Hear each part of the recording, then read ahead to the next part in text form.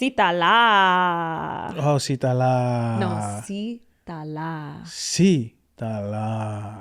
Actually, I have no idea if that's how you say it. Not even a damn name. That was really funny, that scene. Yeah. What's up, guys? Welcome to Seen Unseen. We spent an hour on ChatGPT coming up with a name for this show. Yeah, and we finally... we knew it though. The amount of prompts though that we put yeah, and the terrible names we got. He talks about consciousness and health. I talk about Hollywood. Come up with something that's an alliteration that you would buy on a T-shirt. Yeah. It was the crazy. And I'm reprompting. I'm like, Nas, nervous system too. Mention the nervous system. You were like somatic cinema, and I was like, no, we talk about TV shows. All right, we got a name. Anyways, okay, so we actually are obsessed with the name. When we read it, we high-fived. And so welcome to Seen Unseen, where my name's Naz Perez, Christian Gonzalez. We basically are breaking down shows and movies, but talking about the stuff that's unseen, right? Like the psychology behind the characters, how they interact, and the spirituality, the consciousness. And in talking about them, we hope that you can learn more about yourself or about the people in your life, because there's so much unseen in the scene, you know? Anyways, so we are recapping White Lotus episode 3, season 3. I love the Citala part. I also love in this episode, G, that I feel like on every vacation I go to, especially somewhere hot that's like humid, everyone's like eating fruit in the morning. Oh, it's so nice to see. It's like such a thing. Like, why the fruit just hits different when you're on vacation. Yeah. Why is that? Is it because it's like plated all nice? No, I think it's because we are in the environment of the expression of nature, especially in warm places. Like we see flowers and plants and fruits hanging. We might see a monkey. Yeah. We're not going to want a bag of chips there. It doesn't feel right. And it's sort of like are the essence of everything around us going, here, enjoy the fruits of nature. Yeah. And so like it hits so different. And it's not just like apples and pineapples. It's like these exotic fruits you may have never seen. And you're like, wow, look at this whole fruit spread. Bro, nothing has hit better in my mouth than a papaya in Mexico. Oh my God. Papayas are nice. I'm like, why? I don't know. It's so good. Papayas are nice. I wish we had more papaya everywhere. But also I don't want to eat things out of season. So like it's fine that I live in LA and we don't have it. Okay. I thought it'd be fun to start with the Ratliffe family because this episode starts off with a tsunami and we watched it together and you were like, wait, what's happening? And like it ended up being a dream. And I love that Victoria Ratliffe's like, I had this like bad dream, and her daughter Piper is like, well, what was the dream about? I can like decode it for you. And I thought that this scene was a perfect representation of this sort of split that we're seeing happening between somebody who is a scientific materialist, which we talked about on your podcast, Heal Thyself, and someone who's like more spiritual, consciously in tune, more mystical. I don't know what word you would say, because Piper's like, oh, it could mean that a warning, you know, it could be a sign of a warning. It could be a sign.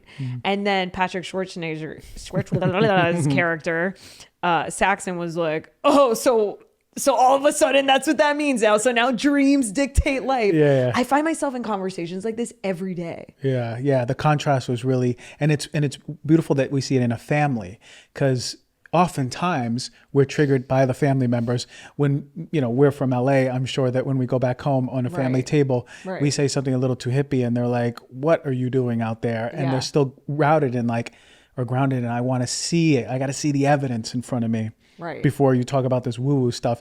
So in the family, you see Piper versus Saxon, completely different ends of the spectrum, interpreting mom's dream. Yeah. And in this case, there is a tsunami looming within their family. Piper might have been right. Yeah, because obviously the dad, right? Jason Isaacs, who plays Timothy Ratliffe, his phone is just going off this episode, which gave me so much anxiety. And it was very representative of like, I started calling him in my head Tense Timothy. Yeah. Jason Isaacs was so good at playing tense. Like there's so much. Oh my God. The beautiful thing about the actors on this show is that they really are like, it's a lot of body language. It's a lot of nonverbal acting 100%. that we find on the White Lotus, which I think is why you and I love it so much. It's the things that are unseen and the scenes, so corny. Right? We're the things that are unseen. No, really. Like I have in my notes here, Timothy Ratliffe does a fantastic job when he finally takes the call and sees how things are unwinding, Yeah. he's sitting down, and there's a really strong acting moment where his eyes are moving left and right in that sympathetic response, like left and right and looking around, like, is the world safe? It's the body reacting with so high levels of cortisol and adrenaline, and you see his breathing speed up. So he's actually doing this like master clinic in acting. His breath is just going so fast, and you can see elevated levels of adrenaline coming up. And even if he's acting, he might have been tuning into like something really scary and like really embodying it, because the embodiment was perfect. That's so fascinating to me. Like so when we're in fight or flight, is it often that people's eyes go like back and forth? And of course, yeah. So like Wow. Evolutionarily, like if we are in the woods and we hear footsteps, we're going to look left and right and go, okay, where's this threat going to come from? Right. Now he's in a wellness spa. There's no threats right now. Right. And you see his eyes going left and right. I'm like, that's great acting, but we can, as audience members, tune in to more of that. Or even in real life, we look around and we go, okay, look at that person's eyes. You've had conversations with someone who's not present. Yeah. Their eyes are looking past you, back to you. So annoying. Nothing down. pisses me off more. Right. But they're in a high adrenaline response. Right. So that it's impossible to be present like that. It's so true. Also, my trick for being present in an interview, which I do just in life, is I pick one eyeball. And just stare at the eyeball? Yeah, do you know that my whole life that we've been friends, I just stare at your left eyeball? No way. Have you felt more connected to me in conversation than other people?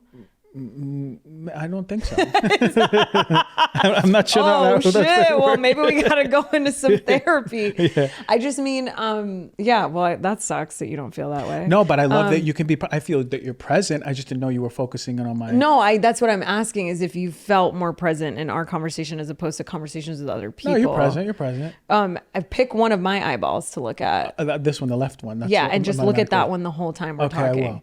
Now, actually, speaking about left and right. Oh, okay. The left side is the feminine side when we look at psychosomatics and the somatic world, and we know that it has to do with feminine, and the right side, the masculine, right? So either your own relationship to your masculinity or to femininity, or dad, brother, boyfriend, mother, girlfriend, sister. And Lochlan undergoes this corrective posture procedure that they signed him up for. Yeah. Which is funny in itself, because they're like, well, you're a Ratliff, you have to stand tall, you know? Right. And he's called out by this practitioner for saying, well, this was my favorite part of the whole show thus far, because I'm like, oh my God, somebody here knows about somatics. It was the most woo-woo, like sort of LA shit that we're into part of the show that a lot of people don't know about. So say more. Yeah. So when he was doing the posture analysis, he sat him down and he said, you sit in a defensive position. And then he looks at him and goes, people pleaser. And he kind of like already honed in already what I was seeing in Lochlan is quiet, sensitive, sort of aligning his values with everyone around him, people pleaser. And then the therapist says, you must meet people on their planes of reality, but what is yours? So he's abandoning himself like we all do. So many of us do. Yeah. What is my truth? What is my real plane of reality? And then he crosses his left leg over the right. And then the practitioner goes, you're protecting yourself with your left leg, the feminine energy. So it's sort of, he shows up in protection of himself and the world by being more feminine. And I know you've met a lot of men who are really hyper masculine or hyper feminine. Yeah. And sometimes that's just a protective mechanism. That's crazy. Yeah. I mean, before we started recording, I was obviously crying to you, and you were telling me about like, a moment in my life where I need to like not abandon myself more. I don't think I fully understand him crossing it with the left, protecting himself with his feminine. What exactly does that mean? So the way that the practitioner put it is, you cross your left leg over your right in protection, right? So you're just kind of, this is the leg that is softening any blow that's going to hit me from in front of me. This representing the feminine. And so his compensation would be to, whether it was a script that he wrote early on, is that I get the most love and protection, and I'm most safe when I show up as gentle and soft. Got it. So that's how we see it practically in the 3D. Practically in the 3D. But is that he feels more safe and is protecting himself. I will be loved if I express more in the feminine, as opposed to if he crossed his right over his left. which Saxon would have done. Exactly. Fascinating. So that's his compensation, that this is how I get love and attention and respect or whatever it is. Wow. And a lot of us know men on both sides of the spectrum, but it's oftentimes they're imbalanced. They're not in a balance. Right. And a true balance is like, maybe You both sit like my legs this? are down. Yeah. What does this mean about me? That means you're all you're crossed up like a pretzel. Wow. I love it. That's so fascinating. Another thing that really rung true for me with the Ratliffe family. So many really cool, interesting dynamics that I'm picking up on just within this family, because there's so many characters on the show. But one is that obviously we know Victoria takes Larazapan. Yes. And she tells Timothy's getting more and more tense, you know, like stuff. It is not going well for this guy who's like potentially in like a really bad situation with work. I don't want to give too much away, but I mean, I can say it obviously, I guess, because this is it's just unwinding. Yeah. We know already that it's money laundering scandal. Right. It's a money laundering scandal, and he decides to take one of her pills, The Lorazepam. Yeah, but he doesn't tell her. And what I think is interesting is there's a lot of camps, right, of people. He immediately says, I don't do drugs. And so it's this sort of like, I'm someone who doesn't do drugs. Right. And I thought it'd be something really interesting for you and I to talk about, obviously you as a doctor, because there are a lot of people in the holistic community that villainize drugs or think that drugs are negative, when in fact, a lot of drugs carry herbs and like natural things in it, right? A lot of like medicine. Or derived from drugs. Thank you. And so, yeah, I just thought it'd be fun to kind of talk about that, because he doesn't want to let her know that he's taking them. And she's like, well, they work, and they do work. And this sort of his stance of like, I don't do drugs. Yeah. Well, for the way that I see it is that this guy is unwinding so bad. And it was that exact moment again where his heart's beating and he's breathing hard. And we want solace from that, right? And I think that we already started getting a feel when he was like sleeping and napping more. Like you could see that he was like trying to like run away from what the reality of what's happening, and then he'd lead into her drugs. Right. But Lorazepam basically releases or signals the release of Gaba. And GABA's really relaxing. Oh, I love GABA. When I was taking GABA, I was sleeping amazing. Yeah, GABA's really relaxing for you out there. Oh. And so get me a Lorazepam. Yeah, so that's that. So he's taking it, right? And he's just like super chill, and we see that later. But it blows my mind, the contrast, because I forgot when he said I don't do drugs. Yeah. I forgot when he's like so proud. He's so proud of it. He's getting addicted right to his wife's medication. Right. And it's just, I mean, we could talk about that forever, obviously, but I want to move on to other characters. But let's like look out for that in like future episodes too. Want to move on to Rick and Chelsea, because we love Rick and Chelsea. They're so good. He's balding. Men balding is such a thing. Yeah. And she's like, well, you're balding. You know? And he's like, no, I'm not. He's like, no, I'm not. There's like a huge bald spot, receding hair. Yeah. But I laugh, but at the same time, I feel bad, because I think, you know, that could be a big insecurity for men and for women too. Yeah. You know, like I wear hair extensions. My hair doesn't grow the way it used to. I think we put a lot of meaning in hair. You got a hair transplant, and it's like, but we like love ourselves. So it's, you know, I understand that. I love that. I love that we found out she's an Aries, because, you know, I'm an Aries. He's a Scorpio. And just that conversation where he's like, our signs aren't compatible. How can you know that we're together? But the big thing to talk about with Rick is, here's this guy, and we all know this guy, who doesn't really want to go inward, but he has this partner that signs him up for this, and he doesn't want to do another session. But how many women do that with their man? With like, I'm doing a man's retreat this weekend. Yeah. Inevitably 3-4 men will be signed up by their partner saying, honey, just go. Right. It'll be good. And then he has that resistance, but the little crack that he knows maybe he needs it. Yeah. It reminds me of that dynamic where the woman is like, honey, you need this. And he's like, I don't need it. I don't want it. So much resistance. But we begin to see that in Rick, that he actually does really need it. Totally. And then talk about someone else who needed a substance to chill out. He takes weed. And he releases the snakes, even though they're poisonous. So he's kind of like unhinged right now. And I love the line that he says, that he's like, he obviously sees himself in the snake, you know, he's like, they don't deserve, just because they're poisonous and people perceive them as bad, they don't deserve to be in cages, which is true, you know, of everyone. Yeah. And everything. Yeah. So you begin to feel for this guy. It's like, he has so many layers. He's this beginning, episode 1, being such a dick. Right. And now you begin to see these cracks and start understanding why. And he's doing, when he's on weed, he's like chill. But then he's like, wait, no, these snakes shouldn't be bound up because they're not evil based on their past decisions, which is kind of true. It's like, our past history shouldn't define the people that we're choosing to be now. Right. And it seems to me that like, I feel like this episode is setting Rick up for many choices to be like a good man. We'll see. I will see. I will see. Well, you know, I've seen a lot of the episodes. I wanted to ask you specifically before we move on to other characters, is in one of his sessions, she says to him, the wellness practitioner, underneath an anger, there's always a sadness. What a moment. Something we're grieving. Is it true that underneath anger, it's always sadness? Is that actually true? Or can you just be angry? It's a secondary emotion. Anger is a secondary emotion. 100% unequivocally. I mean, I can't speak for everything all the time. Sorry to be put you in that spot.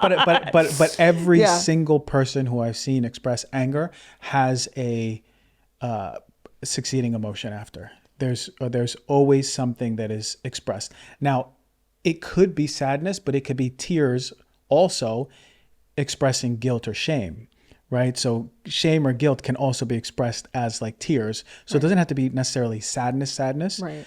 And to me, I actually think that yes, he has sadness under that anger, but he says something, I've done a lot of bad things. Trust me, I've made a lot of mistakes. So he has this past, which led me to believe, he has this shame, this guilt under that anger, which may be expressed as that sadness. And there's, you see him coming between that like grief, sadness, and anger, because he goes, I can't get my life back. Yeah. In reference to his dad dying. Right. But he says, maybe I can get some satisfaction. Right. So ... So you're like, oh, well, he's back to this angry guy, but also this sad guy. So he's like vacillating between anger and sadness, which is that a common thing, to go in between both of those? Like to be sad and then get mad and then be sad again? Because in you saying that, it almost makes, when you mention the shame, it's like, oh, him releasing the snakes was in a way him forgiving himself for some of the things that he did. And his past. Sounds like, it's symbolic of it. And the way I see Rick is his protection is anger. It is the compensation that he's safe expressing.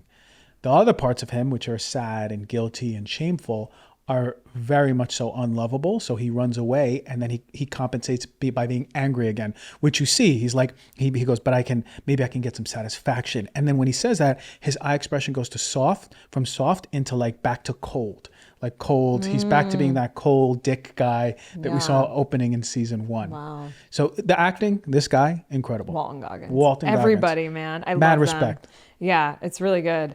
Let's go to the 3 women, because you know I love them so much. It was not only amazing to see the posture appointment, right? Because everyone kind of is entering some type of treatment. Not everyone, but a lot of them this episode. Energy healer comes up. And you know I have Gwyneth Paltrow's energy healer. Oliver Nino is also my energy healer. To someone who's ever got energy healing, it's like someone who works with the energy that's stuck in your body, just like how you work with like repressed emotions. Energy gets stuck, which is same, right?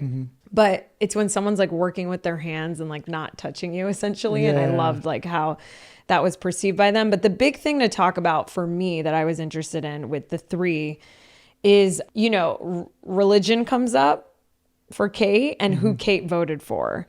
And Mike White wrote and shot this way before Trump won the presidency.